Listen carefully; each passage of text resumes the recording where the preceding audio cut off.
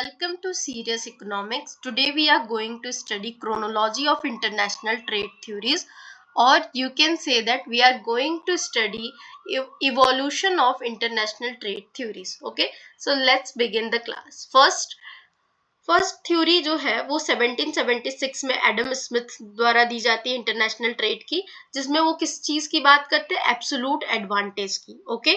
दूसरी थ्योरी जो है 1817 में डेविड रिकार्डो देते हैं, जिसमें वो कंपैरेटिव एडवांटेज की बात करते हैं. तीसरी जो है 1845 में आती है जेएस मिल की थ्योरी, जिसका नाम था रेसिप्रोकल डिमांड या मिल्स इक्वेशन कहते हैं. ठीक है.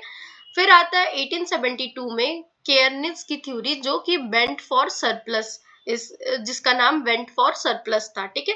फिर 1933 में आती है बर्टिल ओलिन की थ्योरी, जिसे हेक्सर ओलिन थ्योरी भी कहते हैं. 1941 में जो है स्टॉपलर सम्यूल्सन ने दी थी स्टॉपलर सम्यूल्सन ने जो थ्योरी दी थी, उसका कॉन्सेप्ट ये था कि protection raises return to scarce factor. Lower return का मतलब लोअर रिटर्न आता है अबेंडेंट फैक्टर्स पे. ठीक है. इसे हम अभी समझते हैं डिटेल में. फर्स्ट हम एक बार पूरी थ्योरी देखते हैं. ठीक है. 1941 में फिर सेम ईयर में ही हेवेलर की थ्योरी आती है, अपॉर्चुनिटी कॉस्ट थ्योरी. ठीक है. देन 1948 में पॉल सम्यूल्सन जो इकोनॉमिस्ट हैं वो देते हैं फैक्टर प्राइस इक्वलाइजेशन थ्योरम. ठीक है. हेक्सर ओलिन के साथ मिलके जो है फैक्टर प्राइस इक्वलाइजेशन थ्योरम देते हैं. देन आता है 1953 में वेजली लियांटफ जो थे वो लियांटफ पैराडॉक्स देते हैं. ठीक है. देन आते हैं 1955 में रिविस्की की थ्योरम, जो कि रिविस्की थ्योरम देते हैं. रिविस्की इकोनॉमिस्ट थे और जो देते हैं रिविस्की थ्योरम. ठीक है. फिर 1958 में टाइबोट और कैरविस मॉडल, टाइबोट और क्रेविस जो इकोनॉमिस्ट हैं वो देते हैं एबिलिटी थ्योरी को. ठीक है. देन 1961 में हम देखते हैं रेमंड वेरन इकोनॉमिस्ट आते हैं और वो देते हैं प्रोडक्ट साइकिल थ्योरी. देन 1966 में पॉजनर आते हैं और देते हैं टेक्नोलॉजी गैप थ्योरी. ठीक है. 1979 में क्रूगमैन आते हैं, न्यू ट्रेड थ्योरी देते हैं. 1980 में हेल्पमैन क्रूगमैन आते हैं, वो देते हैं इंट्रा इंडस्ट्री ट्रेड थ्योरी को. ठीक है. फिर जोन्स आते हैं 1980 में, सेम ईयर में जब हेल्पमैन क्रूगमैन आते हैं. जोन्स आके स्पेसिफिक फैक्टर मॉडल देते हैं. 1995 में WTO एस्टेब्लिश होता है, गेट को रिप्लेस करके, GATT को रिप्लेस करके. देन 1999 में ग्रेविटी मॉडल को फॉर्मलाइज किया जाता है. ठीक है. तो ये एडमसन वैन विनकुप की जो है ग्रेविटी मॉडल थी. ठीक है. और 2008 में क्रूगमैन को नोबेल प्राइज मिलता है न्यू ट्रेड थ्योरी के लिए. ठीक है. तो अब हम इन थ्योरीज को एक बार समझते हैं कि ये थ्योरीज किस किस चीज के लिए आई थी, जिससे कि evolution of international trade theory clear हो जाएंगे. ठीक है. क्यों इसको पढ़ क्यों रहे हैं, इसलिए पढ़ रहे हैं कि कैसे जो ट्रेड की थिंकिंग, ठीक है, टाइम के साथ डेवलप्ड हुई है. इस वजह इस चीज को देखने के लिए हम पढ़ते हैं इसको. और इसकी क्रोनोलॉजी इंपॉर्टेंट इसलिए है याद करना, क्योंकि यूजीसी में डायरेक्ट जो है मैचिंग और स्टेटमेंट बेस्ड क्वेश्चन में ये जो क्रोनोलॉजी है वो पूछी जाती है. ठीक है. सो फर्स्ट हमने क्या देखा कि 1776 में जो एडम स्मिथ की थ्योरी आती है, वो एब्सोल्यूट एडवांटेज, वो थ्योरी क्या कहती है. तो सबसे पहले जो एडम स्मिथ ने बोला कि कंट्रीज को वही प्रोड्यूस करना चाहिए जिसमें वो बेस्ट है. ठीक है. इसे ही एब्सोल्यूट एडवांटेज का उन्होंने नाम दिया. जो चीज तुम सबसे इफिशिएंटली बना सकते हो वही एक्सपोर्ट करो. ठीक है. तो सिंपल रखना कि Adam Smith means simple means absolute. Okay. जो चीज तुम्हें अच्छे से आती है वही काम करो. ओके. 1776 में एडम स्मिथ ने ट्रेड की एब्सोल्यूट एडवांटेज की ये थ्योरी दी थी. देन आते हैं 1817 में जो डेविड रिकार्डो आते हैं और वो कंपैरेटिव एडवांटेज देते हैं. कंपैरेटिव एडवांटेज का मतलब क्या था, तो रिकार्डो ने ये बोला कि इवन अगर एक कंट्री सब कुछ एफिशिएंटली बनाती है तब भी ट्रेड जो है वो फायदेमंद है.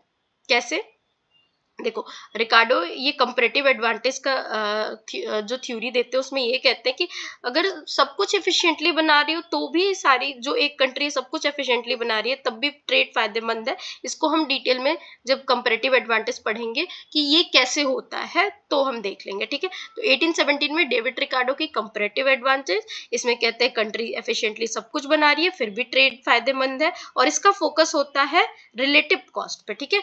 अपॉर्चुनिटी कॉस्ट पे इनका इस थ्योरी का फोकस होता है. ठीक है.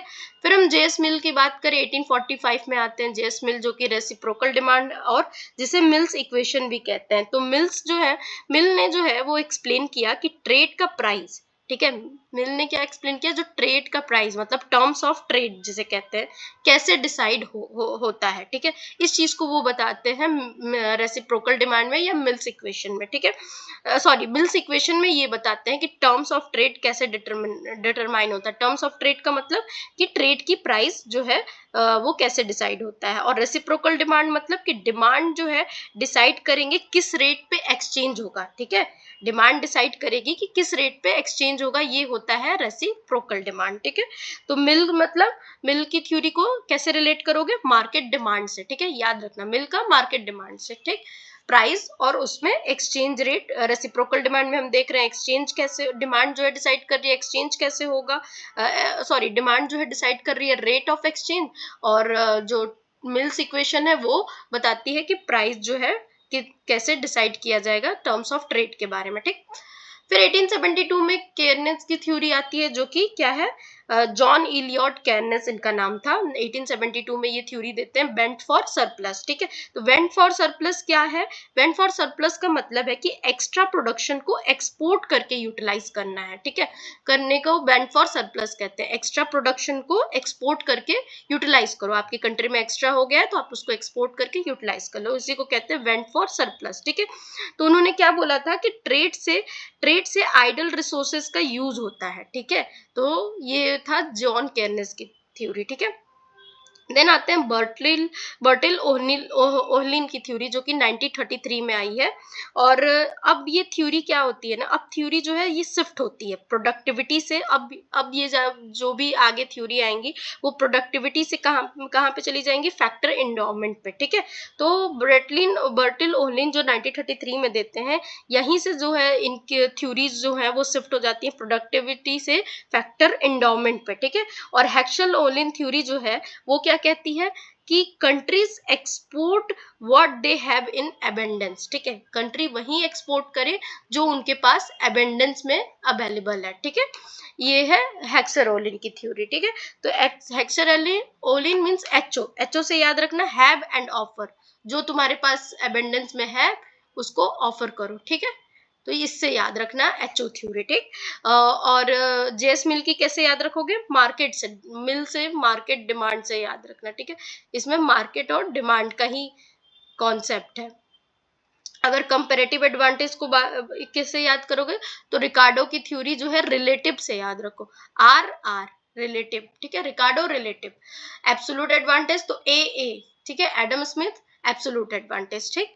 चलो नेक्स्ट हम देखते हैं स्टॉपलर सम्यूल्सन की, जो कि 1941 में आती है थ्योरी। वो क्या कहते हैं, तो जो स्टॉपलर एंड पॉल सम्यूल्सन ये दो लोग हैं, ठीक है, ये एक कोई एक नहीं है, जिसमें वोल्फगैंग स्टॉपलर इनका नाम था, सैमुअल्सन का पॉल सैमुअल्सन। 1941 में ये जो थ्योरी देते हैं, इसका मतलब ये है कि प्रोटेक्शन से स्कार्स फैक्टर को बेनिफिट होता है, ठीक है, जिसको प्रोटेक्शन से क्या होता है, स्कार्स फैक्टर को बेनिफिट होता है और अबेंडेंट फैक्टर को लॉस होता है, ठीक है। ये था स्टॉपलर सैमुअल्सन का थ्योरी, ठीक है। अब बात करते हैं सेवेंथ जो है वो क्या है, हेबरलर की। हेबरलर मतलब गॉडफ्राइड हेबरलर इनका पूरा नाम है, ठीक है। ये जो है 1941 में अपॉर्चुनिटी कॉस्ट थ्योरी देते हैं। इसका मतलब है कि लेबर थ्योरी हटा के पीपीसी इंट्रोड्यूस की इन्होंने, ठीक है। इन्होंने जो लेबर थ्योरी थी इसको रिप्लेस करके क्या किया, पीपीसी को इंट्रोड्यूस किया। पीपीसी मींस प्रोडक्शन पॉसिबिलिटी को, ठीक है। और इससे जो है हम लोग हेबरलर थ्योरी को किससे याद समझो कि मॉडर्न रिकार्डो भी, मॉडर्न रिकार्डो कहते हैं इनको, ठीक है, मॉडर्न रिकार्डो कुछ कुछ उन्हीं से रिलेटेड है, ठीक है। ओके, देन हेबरलर की बात करते हैं पॉल सैमुअल्सन की, ठीक है। 1948 में पॉल सैमुअल्सन आते हैं, जो कि फैक्टर इक्वलाइजेशन थ्योरम देते हैं हेक्सर ओलिन के साथ मिलके। तो जो पॉल सैमुअल्सन की थ्योरी है ये कहती है कि ट्रेड से वेजेस एंड रिटर्न इक्वल हो जाते हैं कंट्रीज में, ठीक है। ट्रेड से क्या होता है, वेजेस एंड रिटर्न जो है इक्वल हो जाते हैं किसी भी कंट्री में, फैक्टर प्राइस इक्वलाइजेशन इसीलिए इसका नाम है। वेस्ली की लियोंटिफ पैराडॉक्स क्या है, 1953 में आई है। तो ये जो पैराडॉक्स है ये बताती है कि जो सबसे पहले तो ये जो स्टडी हुई थी वो यूएस पे ही हुई थी, ठीक है। तो यूएस के बारे में ही ये जो है लेओन्टिफ पैराडॉक्स लेती है। पैराडॉक्स मतलब कि किसी थ्योरी को उल्टा प्रूव करना, ठीक है। तो इन्होंने यही प्रूव किया था क्या, कि यूएस जो है एक कैपिटल अबेंडेंट कंट्री है, ठीक है। और फिर भी कैपिटल अबेंडेंट कंट्री होने के बाद भी वो लेबर इंटेंसिव गुड को एक्सपोर्ट कर रहा है, ठीक है। तो ये है लेओन्टिफ का पैराडॉक्स, ठीक, जिसमें इन्होंने बताया है थ्योरी जो है, थ्योरी का एक फेल केस, मतलब ये एक्सेप्शन था थ्योरी में, किसकी थ्योरी का, जिसमें हम बात करते हैं कि जो ट्रेड होगा, जिस कंट्री के पास अबेंडेंस होगा वही वो क्या करेगी, जिसके पास जो होगा वही ऑफर करेगी, ठीक है। फैक्टर जो भी उसके पास ज्यादा होगा, एचओ थ्योरी, ठीक है। एचओ थ्योरी यही बताती है ना। तो इसी थ्योरी को कॉन्ट्रडिक्ट करते हुए लेओन्टिफ पैराडॉक्स आया था कि इसमें केस लिया गया था यूएसए का, जो कि लेबर इंटेंसिव गुड एक्सपोर्ट कर रहा है जबकि वो है कैपिटल अबेंडेंट कंट्री, ठीक है। ओके, देन आते हैं रिविस्की की थ्योरी, जो कि 1955 में आई थी, रिविस्की थ्योरम। ये कहता है कि एक फैक्टर बढ़े तो आउटपुट उस फैक्टर का डिस्प्रोपोर्शनली बढ़ता है, ठीक है। अगर एक फैक्टर बढ़े तो आउटपुट उस सेक्टर का क्या होता है, डिस्प्रोपोर्शनली बढ़ता है। इसे कहते हैं रिविस्की थ्योरम, ठीक है। ग्रोथ एंड आउटपुट का रिविस्की थ्योरम में बात हुई है कि इसमें एक फैक्टर बढ़ता है तो आउटपुट उस सेक्टर का डिस्प्रोपोर्शनली बढ़ता है, ठीक है। ओके, फिर बात करते हैं 1958 में टाइबोट मॉडल आया है, चार्ल्स टाइबोट ने दिया है, एंड इरविंग कैरविस, ठीक है। 1958 में अवेलेबिलिटी थ्योरी जो दे रहे हैं, अवेलेबिलिटी थ्योरी क्या कहती है कि कंट्रीज वो इंपोर्ट करती हैं जो उनके पास अवेलेबल नहीं होता है, ठीक है।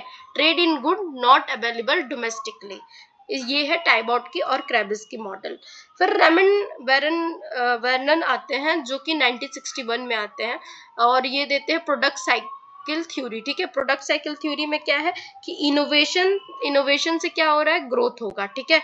इनोवेशन से क्या होगा, ग्रोथ होगा, ठीक है। फिर स्टैंडर्डाइजेशन की बात कर रहे हैं, फिर मैच्योरेशन की बात कर रहे हैं, मतलब कि सॉरी, इनोवेशन हो रहा है, फिर क्या हो रहा है, मैच्योरेशन मतलब ग्रोथ हो रहा है, ग्रोथ के बाद स्टैंडर्डाइजेशन मतलब शिफ्ट टू डेवलपिंग कंट्रीज, ठीक।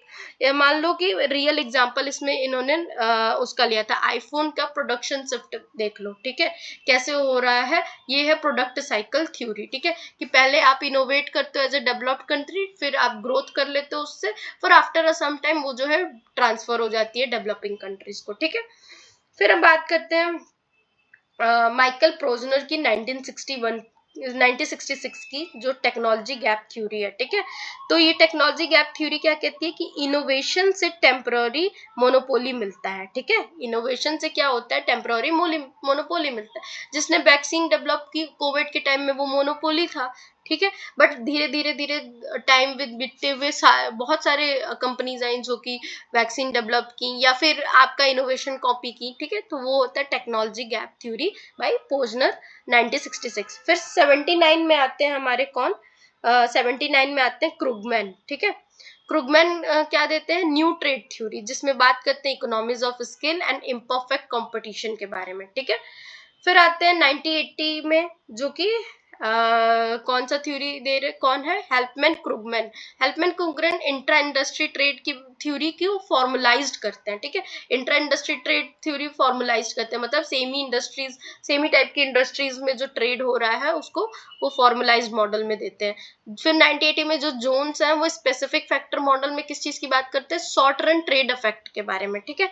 फिर WTO तो हमने देख लिया, रिप्लेस होगा यहाँ पे, एस्टेब्लिश होगा 1995 में, किसको रिप्लेस करके, GATT को रिप्लेस करके, ठीक है। फिर ग्रेविटी मॉडल जो है, ये gravity model of trade flows 1999 में आता है डंसन वैनकूप में, जिसमें बताता है कि डिस्टेंस और GDP जो है में क्या रिलेशनशिप है ट्रेड करने में, ठीक है, ग्रेविटी मॉडल में। फिर क्रुगमैन को नोबेल प्राइज मिलता है उनके न्यू ट्रेड थ्योरी के लिए, जिसमें वो इकोनॉमीज ऑफ स्केल की बात करते हैं, परफेक्ट कंपटीशन की बात करते हैं, ठीक है, और इकोनॉमिक जियोग्राफी, ठीक है। तो ये हो गया क्रुगमैन का नोबेल प्राइज, ठीक है। फिर हम देखेंगे की फॉर्मूलाज इन नेक्स्ट वीडियो।